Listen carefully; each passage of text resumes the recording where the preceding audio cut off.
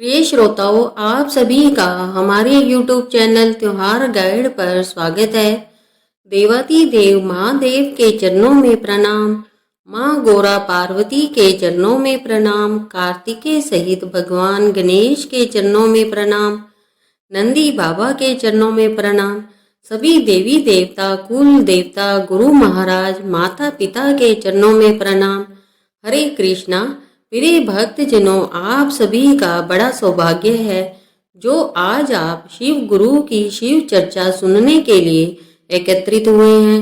प्रिय भक्तजनों, आज हम आपको रुद्र संहिता में पार्वती खंड में जब माता पार्वती का भगवान शिव से विवाह होता है और उनकी विदाई होती है तो माँ पार्वती की माता मैना के मन योग को जानकर एक ब्राह्मण पत्नी माँ पार्वती को पतिव्रत धर्म के बारे में बताती है कि एक पतिव्रता नारी के क्या गुण होते हैं। जरा सोचिए, माँ गौरा पार्वती को भी क्या किसी उपदेश की आवश्यकता है।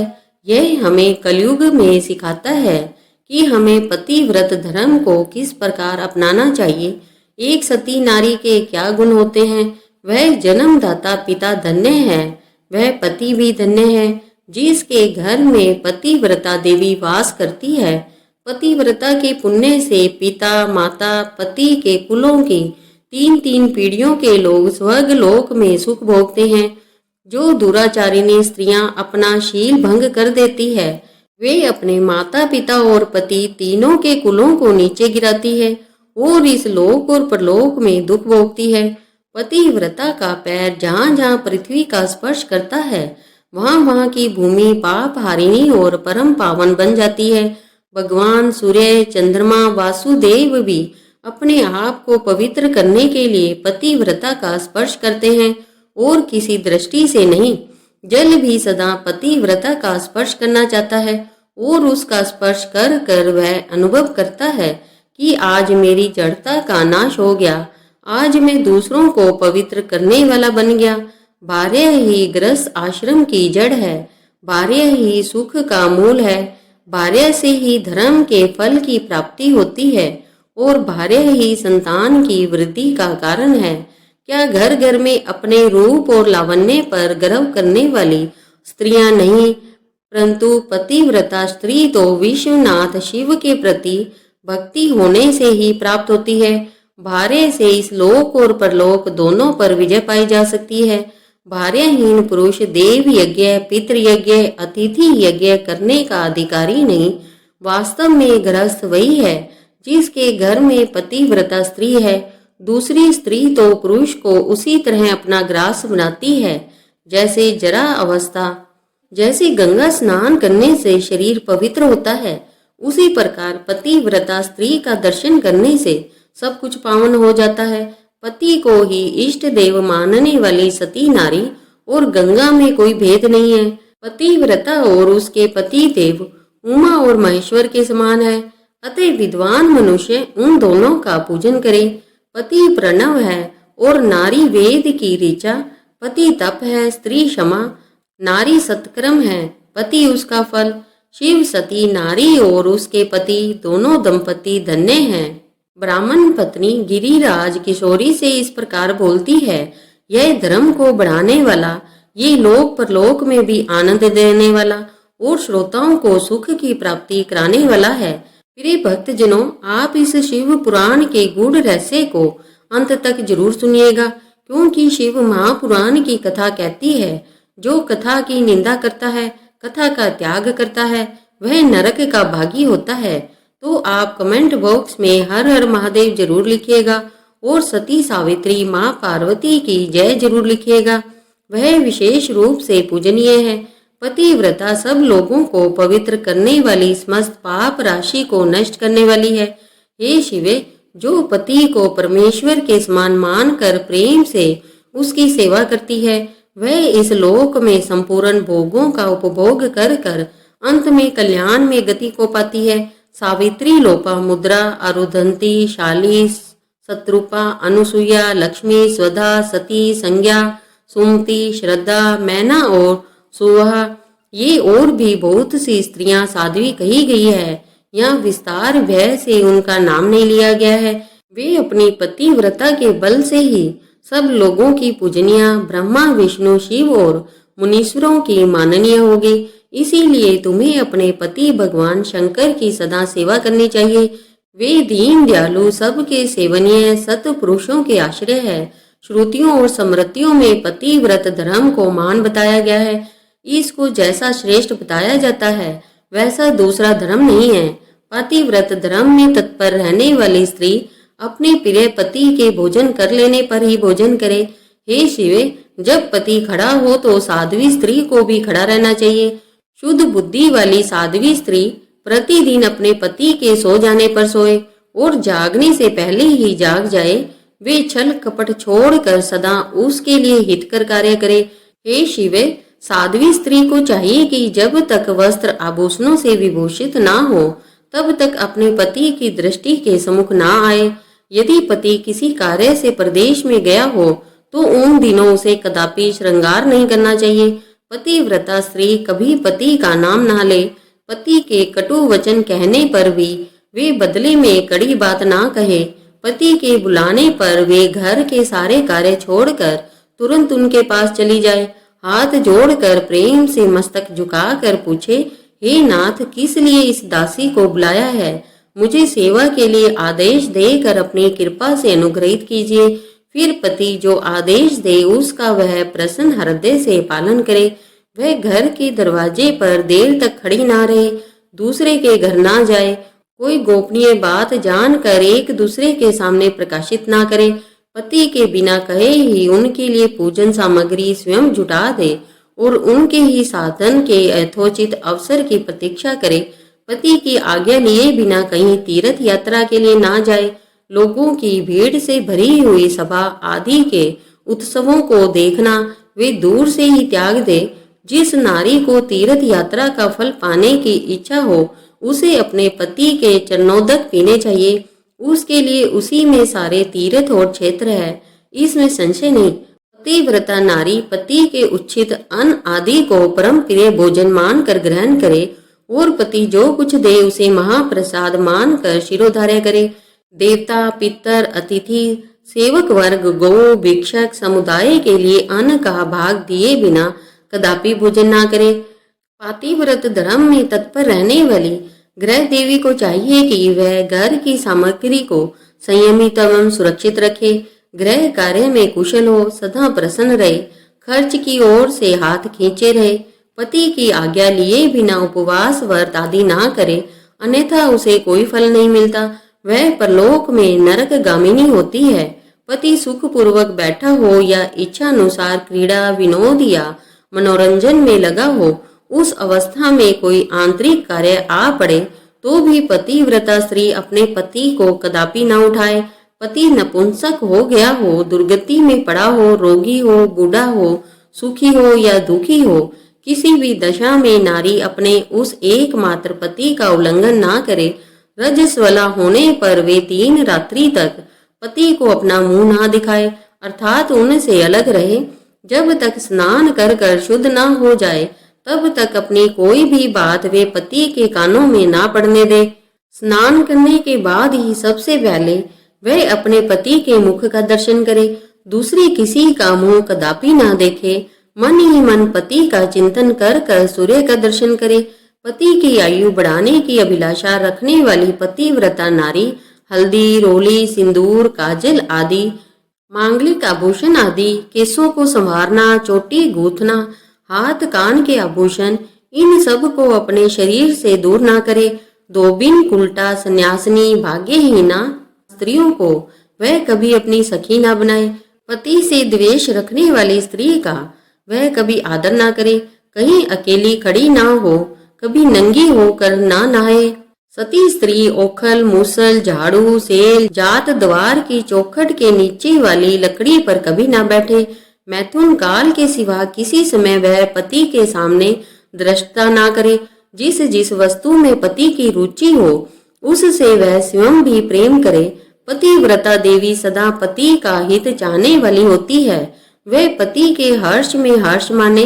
पति के मुख पर विषाद की छाया देख स्वयं भी विषाद में डूब जाए। वह प्रियतम पति के प्रति ऐसा वर्ताव करे जिससे वह उसे प्यारी लगे। पुण्य आत्मा पतिव्रता स्त्री संपत्ति और विपत्ति में भी पति के लिए एक सी रहे, अपने मन में कभी विकार न आने दे, सदा धैर्य धारण करे। घी, नमक, तेल आदि के समाप्त हो जाने पर भी पतिव्रता स्त्री पति से सहसा ना कहे कि अमुक वस्तु नहीं है, वह पति को कष्ट या चिंता में ना डाले। देवेश्वरी पतिव्रता नारी के लिए एकमात्र पति ही ब्रह्मा, विष्णु, शिव से अधिक माना गया है। उसके लिए अपना पति शिव रूप है। जो पति की आज्ञा का उल्लंघन कर कर व्रत, उपवास आदि के नियम का पालन करती है, वह पति की आयु हर लेती है और मरने पर नरक जाती है। जो स्त्री पति के कुछ कहने पर भी क्रोध पूर्वक कठोर उत्तर देती है, वे गांव में कुतियां, निर्जन वन में सारनी होती है। नारी पति से ऊंचे आसन पर ना बैठे, दुष्ट पुरुष के निकट ना जाए, पति से कभी कातर वचन ना बोले, किसी की निंदा ना करे, कलह से दूर रहे, गुरुजनों के निकट ना तो उच्च स्वर में बोले और ना ही हंसे। जो बाहर से पति को आते देखे तुरंत अन्न, जल, भोज्य वस्तु, पान, वस्त्र आदि से उनकी सेवा करती है, उनके दोनों चरण दबाती है, मीठे वचन बोलती है, प्रियतम के दुख को दूर करने वाली अनन्य उपायों से प्रसन्नता पूर्वक उन्हें संतुष्ट करती है। उसने मानो तीनों लोकों को तृप्त और संतुष्ट कर दिया है। पिता, भाई, पुत्र, परिचित सुख देते हैं, परंतु पति असीम सुख देता है। अतः नारी को सदा अपने पति का पूजन, आदर, सत्कार करना चाहिए। पति ही देवता है, पति ही गुरु है, पति ही धर्म है, तीर्थ है, व्रत है। इसलिए सबको छोड़कर एकमात्र पति की आराधना करनी चाहिए। जो दुर्बुद्धि नारी अपने पति को त्याग कर एकांत में विचरती है, वे वृक्ष के खोखले में शयन करने वाली क्रूर उल्लू की होती है। जो प्राय पुरुष को कटाक्ष पूर्ण दृष्टि से देखती है, वे एचातानी देखने वाली होती है। जो पति को छोड़कर अकेले मिठाई खाती है, वे गांव में स्वरी होती है, अथवा बकरी होकर भी अपनी ही विष्ठा खाती है। जो पति को तू कहकर बोलती है, वह गूंगी होती है। जो सोत से सदा ईर्ष्या रखती है, वे दुर्भाग्यवती होती है। जो पति की आंख बचाकर किसी दूसरे पुरुष पर दृष्टि डालती है, वह कानी, टेढ़े मुंह वाली होती है। जैसे निर्जीव शरीर तत्काल अपवित्र हो जाता है, उसी तरह पतिव्रताहीन नारी भली भांति स्नान करने पर भी सदा अपवित्र ही रहती है। हे गिरिजा कुमारी, इस प्रकार मैंने तुमसे पतिव्रता धर्म का वर्णन किया। प्रिय भक्त जनों, शिव महापुराण की कथा कहती है कि जो भी स्त्री इस धर्म का पालन करती है, वह भगवान शिव की प्रिय होती है और उन्हें भगवान शिव का धाम मिलता है। अत्रि की स्त्री अनुसुईया ब्रह्मा, विष्णु, शिव इन तीनों देवताओं की प्रार्थना से पतिव्रते के प्रभाव का उपभोग कर कर वहां के श्राप से मरे हुए एक ब्राह्मण को जीवित कर दिया था। शैल कुमारी, शिव ऐसा जानकर तुम्हें नित्य प्रसन्नता पूर्वक पति की सेवा करनी चाहिए। पति सेवन सदा समस्त अभीष्ट फलों को देने वाला है। तुम साक्षात जगदम्बा महेश्वरी हो, तुम्हारे पति साक्षात भगवान शिव है। तुम्हारा तो चिंतन मात्र करने से स्त्रियां पतिव्रता हो जाएगी। देवी, यद्यपि तुम्हारे आगे यह सब कहने का कोई प्रयोजन नहीं, लेकिन आज लोकाचार का आश्रय ले मैंने तुम्हें सती धर्म का उपदेश दिया है, तो प्रेम से बोलिए माँ गौरा पार्वती की जय हो, देवादिदेव महादेव की जय हो। प्रिय भक्त जनों, शिव गुरु की महिमा का वर्णन करते हुए आपने आज इस वीडियो से यह तो जरूर ही सीखा होगा कि वह सिर्फ एक उपदेश नहीं, यह कथा नहीं, आज कलयुग की मांग है। क्या माँ गौरा पार्वती को उपदेश देने की आवश्यकता थी? माँ गौरा पार्वती भगवान शिव का जब विवाह हुआ तो उन्होंने वह सब रीति रिवाज व कर्म धर्म सब किए जो आज कलयुग में किए जाते हैं। विवाह संबंधी कार्य किए जाते हैं, तो हम सभी लोकाचारों को अपनाते हैं। क्या हम इस वीडियो में सीखी हुई सीख को भी अपने जीवन में ला सकते हैं? यदि ऐसा करते हैं तो हम भगवान शिव और माँ पार्वती के प्रिय बन जाएंगे। तो उम्मीद करती हूँ आपको माँ गौरा पार्वती भगवान शिव की यह कथा जो शिव महापुराण में रुद्र संहिता पार्वती खंड में है, आपको अच्छी लगी होगी। और यदि कथा अच्छी लगी है तो आपको लगता है कि थोड़ी सी भी आपके लिए जीवन में उतारने लायक है, तो अब चैनल को सब्सक्राइब कर लीजिएगा और बगल में बनी घंटी को दबा दीजिएगा। अब आइए सुनते हैं प्रिय भक्तजनों, शिव गुरु महिमा की मनोकामनाओं को पूर्ण करने वाली बड़ी अद्भुत कथा। बहुत समय पहले वाशकल नामक गांव में बिंदु नामक एक ब्राह्मण रहता था। वह अधर्मी, दुरात्मा और महापापी था। उसकी स्त्री बहुत सुंदर थी। उसका नाम था चंचुला। वह सदा उत्तम धर्म का पालन करती, परंतु बिंदु वैश्यगामी था। इस तरह कुकर्म करते हुए समय व्यतीत हो गया। उसकी स्त्री काम से पीड़ित होने पर भी सह धर्म नाश के भय से क्लेश सह कर भी काफी समय तक धर्म भ्रष्ट नहीं हुई, परंतु आगे चलकर वह भी अपने दुराचारी पति के आचरण से प्रभावित होकर दुराचारी और धर्म से विमुख हो गई।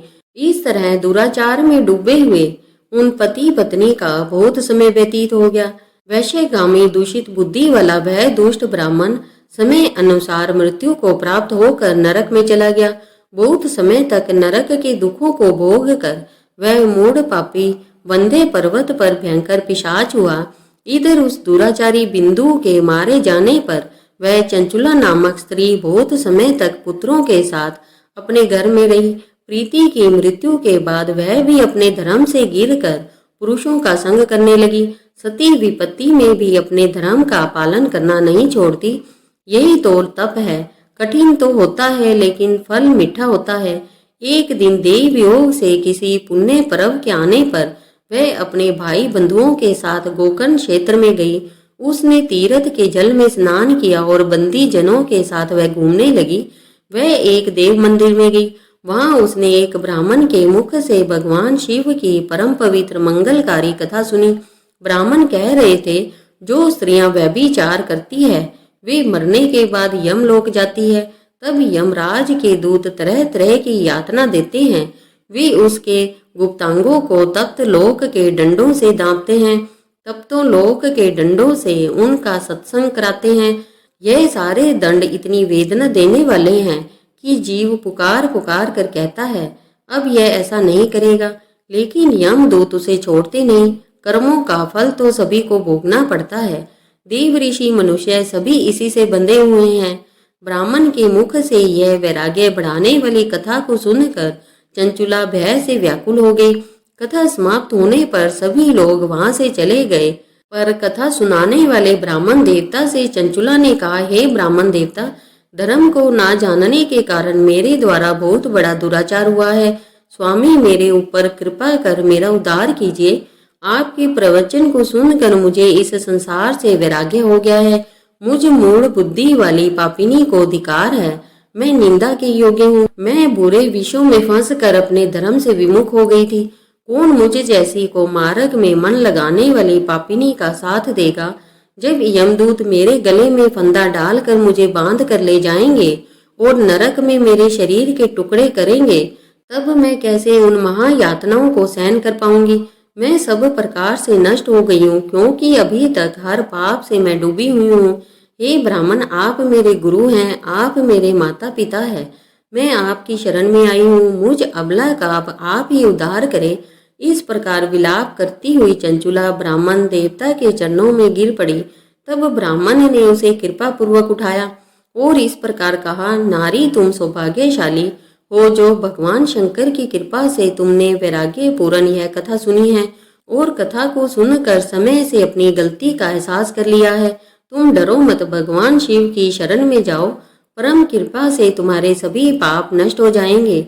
मैं तुम्हें भगवान शिव की कथा सहित वह मार्ग बताऊंगा जिसके द्वारा तुम्हें सुख देने वाली उत्तम गति प्राप्त होगी।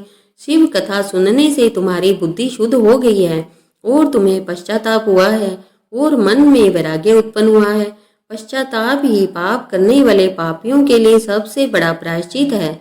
जो मनुष्य अपने कुकर्म के लिए प्रायश्चित नहीं करता वह उत्तम गति प्राप्त नहीं करता, परंतु जिसे अपने कुकृत्य पर हार्दिक पश्चाताप है वह अवश्य ही उत्तम गति का भागीदार होता है। इसमें कोई शक नहीं है। शुद्ध चित्त में ही भगवान शिव और माँ पार्वती का वास है।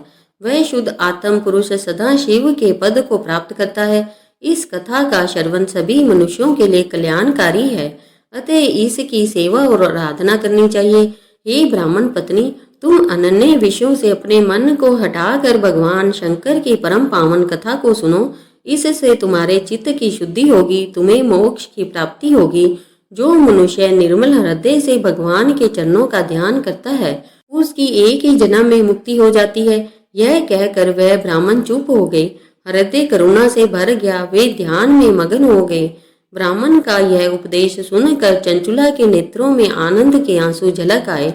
वह हर्ष भरे हृदय से ब्राह्मण देवता के चरणों में गिर गई, हाथ जोड़कर बोली, मैं कृतार्थ हो गई। हे ब्राह्मण, शिव भक्तों में श्रेष्ठ स्वामिन, आप धन्य हैं, आप परमार्थदर्शी है, सदा परोपकार में लगे रहते हैं।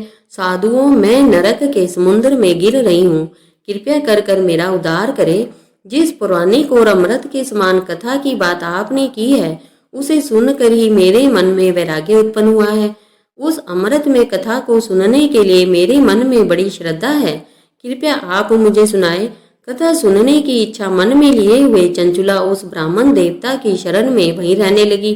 गोकर्ण नामक महाक्षेत्र में उन ब्राह्मण देवता के मुख से चंचुला भगवान शिव की भक्ति, ज्ञान और वैराग्य बढ़ाने वाली, मुक्ति देने वाली परम उत्तम कथा सुनकर कृतार्थ हुई। उसका चित्त शुद्ध हुआ।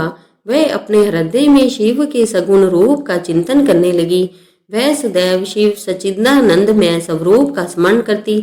इसके बाद अपना समय पूर्ण होने पर चंचुला ने बिना किसी कष्ट के अपना शरीर त्याग दिया। उसे लेने दिव्य विमान पहुंचा। वह विमान शोभा साधनों से सजा था, शिव गणों से सुशोभित था। चंचुला विमान में शिवपुरी पहुंची, सारे पाप धुल गए। वह दिव्य रूप धारिणी दिव्यांगना हो गई। वे गौरांगी देवी मस्तक पर अर्ध चंद्र का मुकुट और अन्य दिव्य आभूषण पहने शिवपुरी में पहुंची। वहां उसने सनातन देवता त्रिनेत्रधारी महादेव शिव को देखा। सभी देवता उनकी सेवा में भक्ति भाव से उपस्थित थे। उनके अंग कांत करोड़ों सूर्य के समान प्रकाशित हो रहे थे। 5 मुख, हर मुख में 3-3 नेत्र थे। मस्तक पर अर्धचंद्र आकार मुकुट शोभायमान हो रहा था। कंठ में नील चिन्ह, उनके साथ में देवी गौरा विराजमान थी जो विद्युत पुंज के समान प्रकाशित हो रही थी। महादेव जी की कांत कपूर के समान गौण थी। उनके शरीर पर श्वेत वस्त्र थे और शरीर श्वेत भस्म से युक्त था। इस प्रकार भगवान शिव के परम उज्जवल रूप के दर्शन कर चंचुला बहुत प्रसन्न हुई। उसने भगवान को बारंबार प्रणाम किया।